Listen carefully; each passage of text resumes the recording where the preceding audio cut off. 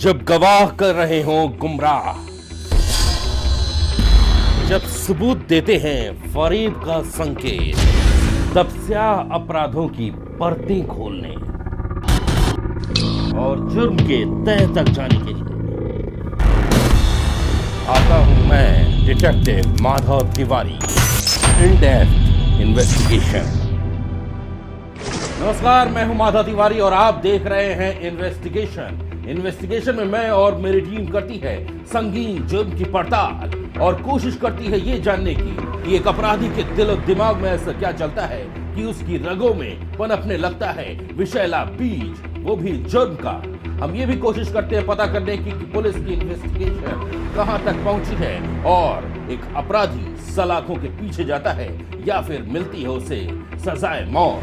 हमारी इन्वेस्टिगेशन तब तक जारी रहेगी जब तक अपराधी नहीं पहुंच जाता है सलाखों के पीछे। In depth investigation. वो हत्यारे हैं, बलात्कारी हैं, लुटेरे हैं, डकैत हैं। वो हमारे और आपके बीच में रहते हैं और हर वक्त एक संगीन जुर्म को अंजाम देने की प्लानिंग करते रहते हैं। ऐसे ही अपराधियों से आपको कराने सतर्क और सावधान हम लेकर आए हैं यूपीज मोस्ट वांटेड।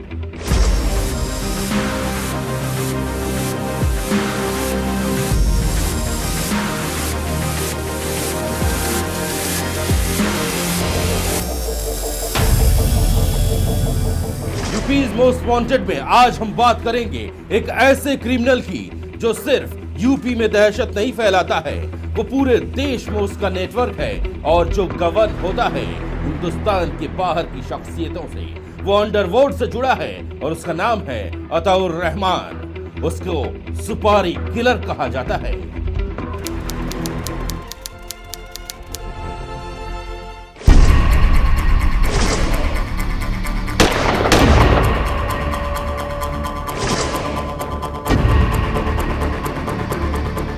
अपराध जगत की सुर्खियों में छाए रहने वाले मुख्तार अंसारी गैंग, जिसकी धमक पूरे उत्तर प्रदेश में ही नहीं बल्कि प्रदेश के बाहर भी है। इसी गैंग का ही एक गुर्गा जिसका नाम अताउर रहमान उर्फ बाबू। ये वो दौर था जब जिला गाजीपुर के मुख्तार अंसारी की अपराध जगत में एंट्री हो चुकी थी और धीरे धीरे मुख्तार का नाम उत्तर प्रदेश में भी सुर्खियों में आ गया था। गाजीपुर जिला पिछड़ा होने के चलते बेरोजगारी से जूझ रहा था।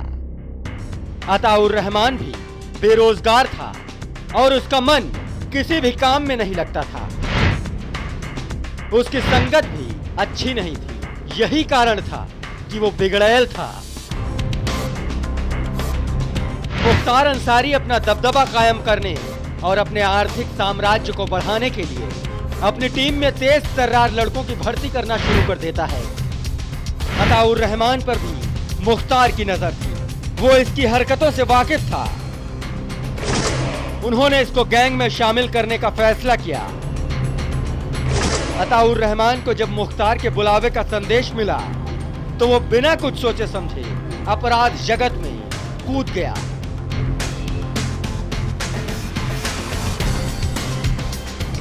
ये वो वक्त था जब अताउर रहमान अपराध जगत की पहली सीढ़ी चढ़ रहा था। अताउर रहमान धीरे धीरे मुख्तार अंसारी के कहने पर लोगों को डराने धमकाने लगा। अब वो मुख्तार का सबसे करीबी और भरोसेमंद बन चुका था। मुख्तार की नजरें अब बड़े बड़े व्यापारियों को धमकाने और उनका अपहरण कर फिरौती मांगने में लगी थी। उसने इसका जिम्मा अताउर रहमान को दिया।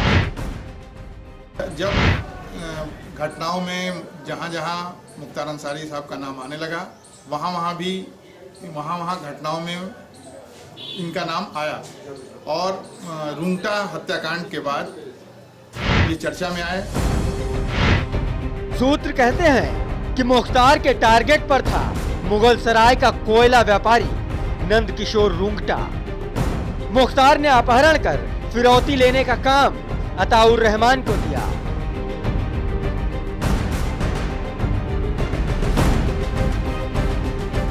नंदकिशोर रुंगटा का अपहरण करने के लिए अताउर रहमान ने रैकी की और मौका देखकर उसका अपहरण कर लिया।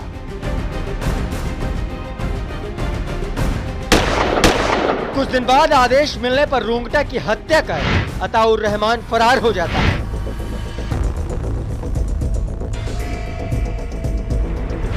रुंगटा अपहरण और हत्याकांड के बाद से अताउर रहमान का नाम सुर्खियों में आया। यूपी के मुख्तार अंसारी के रिश्तेदार अताउर रहमान पर सीबीआई ने इस हत्याकांड के बाद रखा 2 लाख रुपए का इनाम।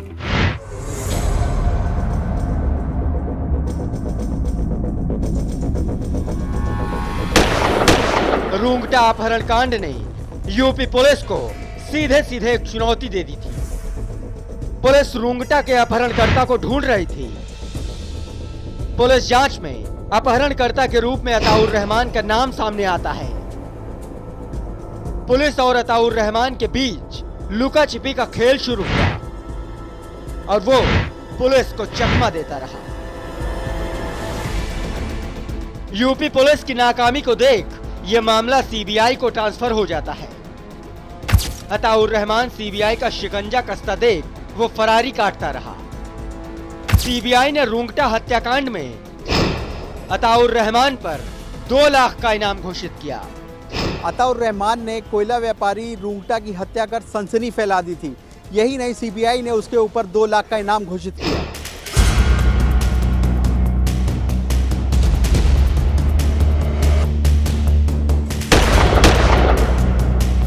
सूत्र बताते हैं कि अताउर रहमान ने इंडिया को छोड़कर दूसरे देश नेपाल की शरण ली। अताउर रहमान फरार था और इस बीच में कृष्णानंद राय की हत्या कर दी जाती है। वो फरार होते होते सरहदों को पार कर चुका था। अब वो यूपी पुलिस के हाथों से निकल चुका था। सीबीआई इस मामले में आगे बढ़ी, लेकिन नाकाम सीबीआई को इस पर इनाम की राशि बढ़ानी पड़ी और फिर इनाम रखा गया अताउर रहमान पर 5 लाख रुपए का। उसने नेपाल को अपना ठिकाना बनाया। गाजीपुर में कृष्णानंद राय मुख्तार अंसारी को सीधे चुनौती दे रहे थे। तारीख 29 नवंबर 2005 को कृष्णानंद राय की हत्या कर दी जाती है, जिसमें मुख्तार अंसारी सहित कई लोगों के नाम सामने आते हैं। उसमें से एक नाम अताउर रहमान का भी था। इस हत्याकांड ने उत्तर प्रदेश की सत्ता के गलियारों में सनसनी फैला दी थी और तत्कालीन सरकार ने केस की जांच सीबीआई को ट्रांसफर कर दी थी। सीबीआई की जांच में अताउर रहमान का नाम सामने आने पर वो फिर फरार हो जाता है। पुलिस और सीबीआई उसको पकड़ने का प्रयास करती है, लेकिन वो नाकामयाब रहती है। पुलिस और सीबीआई से बचने के लिए अताउर रहमान अपनी लोकेशन बदलता रहता है। सीबीआई ने थक हार कर अताउर रहमान पर इनाम की राशि 3 लाख रुपए बढ़ा दी। अब अताउर रहमान 5 लाख का इनामी बदमाश हो चुका था। ये हमारे यहाँ एक गैंग पंजीकरण है IS 191, उसका मेंबर है। 2005 में इसका अंतिम अपराध हमारे यहाँ भावरकुल थाने का 302 का है। उसके पहले 1997 में इसने इसके खिलाफ अपराध पंजीकृत है और नई दिल्ली में 1993 का एक अभियोग पंजीकृत है। निदेशक सीबीआई द्वारा इसके ऊपर 5 लाख रुपए का इनाम घोषित किया गया है। अताउर रहमान बहुत शातिर अपराधी बन चुका है और वो पुलिस और सीबीआई से बचने के लिए कोई भी ऐसा काम नहीं कर रहा जिससे कि वो पुलिस और सीबीआई की रडार पर आ जाए। पुलिस और सुरक्षा एजेंसियों को अपराधियों पर इनाम बढ़ाने की बजाय अपने सूत्र मजबूत करने और अपराधियों को पकड़ने की पहल करनी चाहिए। अताउर रहमान आज भी है फरार और पुलिस और सीबीआई के साथ कर रहा है आंख मिचौली। ऐसे कई अपराधी हैं जो आपके और हमारे बीच में रहते हैं और संगीन जुर्म को अंजाम देने की साजिश रचते रहते हैं। ऐसे अपराधियों से रहना है आपको सतर्क और सावधान।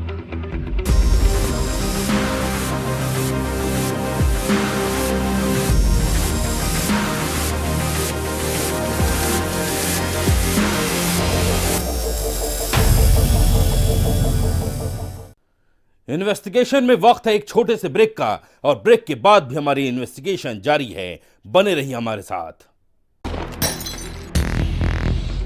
जब गवाह कर रहे हों गुमराह, जब सबूत देते हैं फरेब का संकेत, तब स्याह अपराधों की परतें खोलने और जुर्म के तह तक जाने के लिए आता हूं मैं, detective Madhav Tiwari, in depth investigation.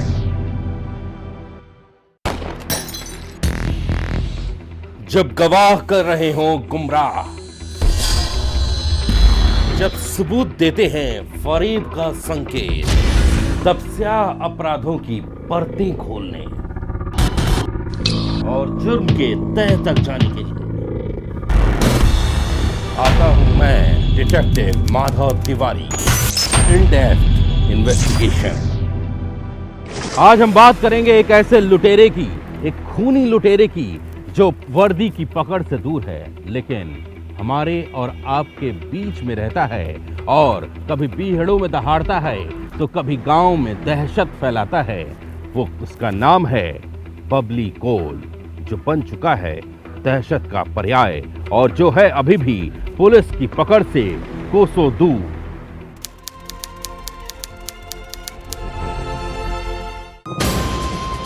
डकैती की दुनिया का बेताज बादशाह है वो, जिसकी गोलियों की आवाज दिलों में खौफ पैदा कर देती है, जिसको पकड़ने के लिए पुलिस कॉम्बिंग कर रही है,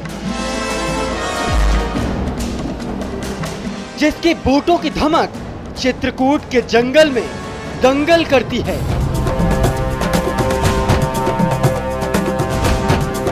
जो मौत देने के लिए हर पल रहता है तैयार, जो हर पल पुलिस की आंख में धूल झोंककर हो जाता है फरार।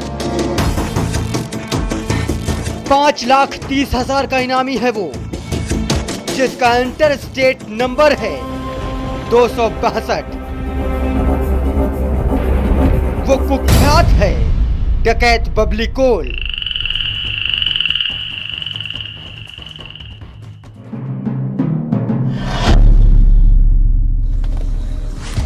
उत्तर प्रदेश का जिला चित्रकूट, जो हमेशा से दस्यु प्रभावित क्षेत्र रहा है, यहां समय समय पर दस्यु ददुआ, ठोकिया, रागिया, बलखड़िया ने खौफ का खेला है खूनी खेल। और इन दस्युओं का आतंक उत्तर प्रदेश में ही नहीं, मध्य प्रदेश में भी रहा है।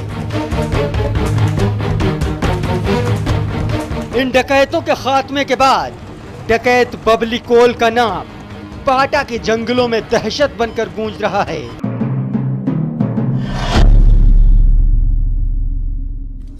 डकैत बबली कोल का नाम यूपी और एमपी के बीहड़ इलाकों में दहशत फैलाने का काम करता है। हत्या का प्रयास, लूट, अपहरण जैसे तमाम जघन्य मामले उसके आपराधिक रिकॉर्ड को ऐतिहासिक बनाते हैं, जो उसकी सबसे बड़ी पूंजी भी है।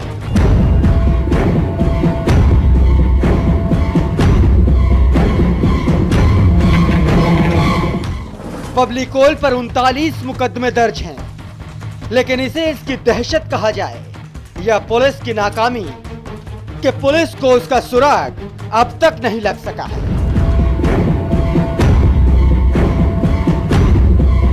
कई सालों से बबली कोल और पुलिस के बीच तू डाल और मैं पात का खेल चल रहा है, लेकिन हर दबिश में वो पुलिस के हाथों से बच जाता था। आखिर क्यों?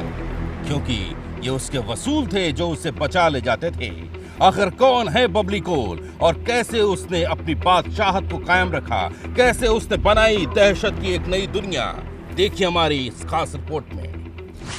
चित्रकूट जिले के डोंडा सोसाइटी के गांव कोलान टिकरिया के मजदूर के घर में जन्मे बबली ने पढ़ाई पूरी ही नहीं की। पहली बार 2007 में वो एक संगीन मामले का आरोपी बनकर जेल पहुंचा, जहां उसकी मुलाकात लाल पटेल से होती है। कुछ दिन जेल में रहने के बाद जब वो रिहा हुआ तो दोनों पाटा के जंगलों में कूदे। बस यहीं से बबली की आपराधिक दुनिया की शुरुआत हो गई। उन दिनों बलखड़िया गैंग की सुर्खियों ने बबली को उससे जुड़ने के लिए मजबूर कर दिया। 2012 में बलखड़िया से मुलाकात के बाद वो उसका सबसे भरोसेमंद शूटर बन चुका था।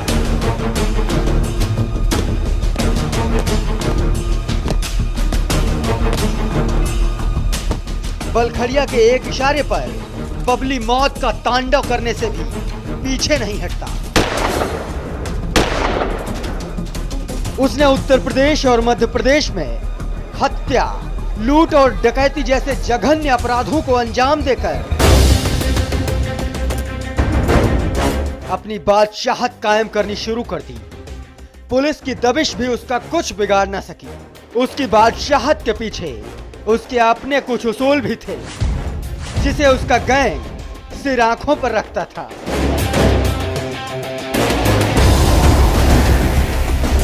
इस डकैत गैंग पर 5,30,000 रुपए का इनाम है, जिसमें 5 लाख उत्तर प्रदेश से और 30,000 मध्य प्रदेश से है।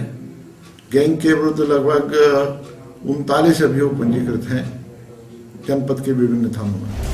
बबली पर हत्या का पहला मामला साल 2012 में दर्ज हुआ। सूत्रों के मुताबिक बबली ने टिकरिया गांव के ही एक परिवार के 2 सदस्यों की हत्या कर दहशत मचा दी थी। पाठा के जंगलों में बबली कोल ने दस्युओं की दहशत फैलाने की परंपरा को जारी रखा।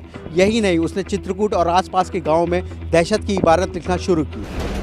जून 2012 में बबली कोल ने डोंडा टिकरिया गांव के एक ही परिवार के 5 सदस्यों की पहले नाक काटी और फिर पैर और हाथों को गोलियों से लहूलुहान कर दिया। सभी के ऊपर पेट्रोल डालकर आग लगा दी।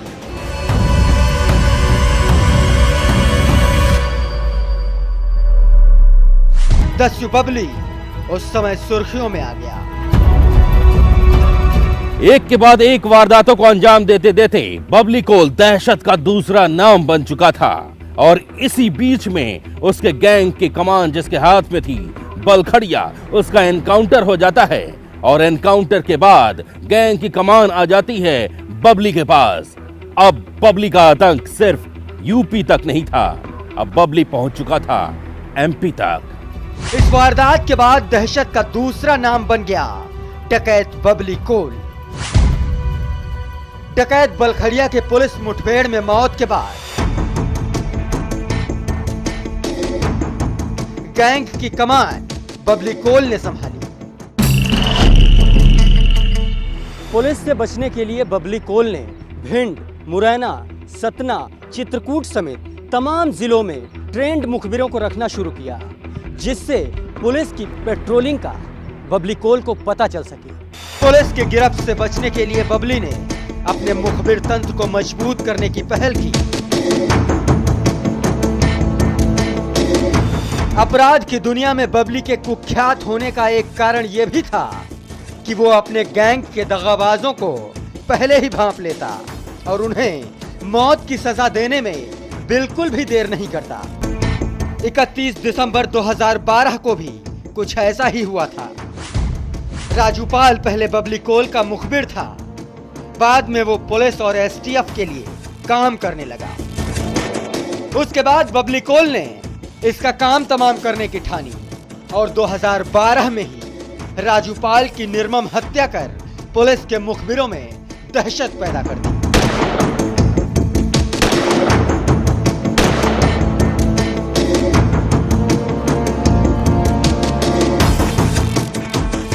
– 2012 से लेकर 2016 तक बबली कोल ने दर्जनों हत्याएं और अपहरण कर मोटी रकम वसूली। बबली कोल की दहशत का आलम यह है कि चित्रकूट के बीहड़ में बसे गांव में दिन में भी सन्नाटा पसरा रहता है। 22 मई 2016 की शाम इनामी डकैत बबली कोल गैंग से मारकुंडी पुलिस की मुठभेड़ हो गई। दोनों ओर से ताबड़तोड़ फायरिंग होने लगी। एसओ ने डकैतों को सरेंडर करने के लिए ललकारा तो डकैतों ने फायरिंग से पलटवार किया। बबली गैंग पुलिस की AK-47 के आगे कमजोर पड़ने लगा और डकैतों को जान बचाकर भागना पड़ा। पुलिस को यहां से दस्यु बबली कोल का लेटर पैड मिला, जिसका इस्तेमाल वो रंगदारी वसूलने के लिए करता था। चित्रकूट में बबली कोल गैंग की दहशत बरकरार है। 5,30,000 का इनामी डकैत बबली कोल गैंग ने जंगल में लकड़ी और घास काटने आए 7 ग्रामीणों को मार मार कर अधमरा कर दिया, जिसके बाद जानकारी होने पर पुलिस ग्रामीणों के साथ मौके पर पहुंची और घायलों को CHC में भर्ती करवाया।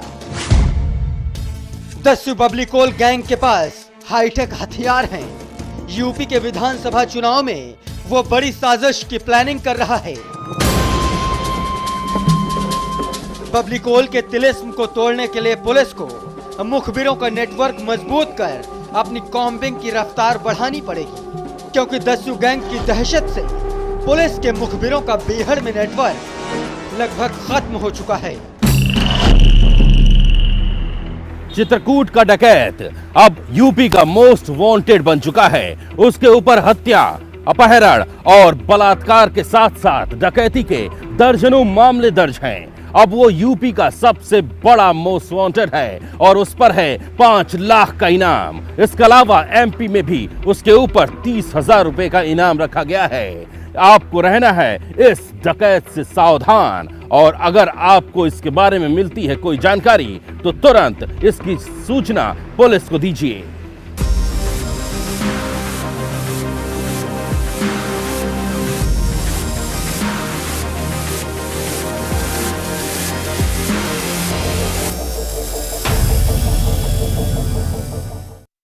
इन्वेस्टिगेशन में आज बस इतना ही, लेकिन आप रहिए सावधान और सतर्क, क्योंकि जुर्म करने वाले आपके बीच में रहते हैं, वो आपके अगल बगल रहते हैं। उन पर बनाए रखिए नजर और रहिए सावधान और सतर्क। दीजिए इजाजत, नमस्कार, जय हिंद। जब गवाह कर रहे हों गुमराह, जब सबूत देते हैं फरेब का संकेत, तब स्याह अपराधों की परतें खोलने और जुर्म के तह तक जाने के लिए आता हूं मैं, detective Madhav Tiwari. In depth investigation.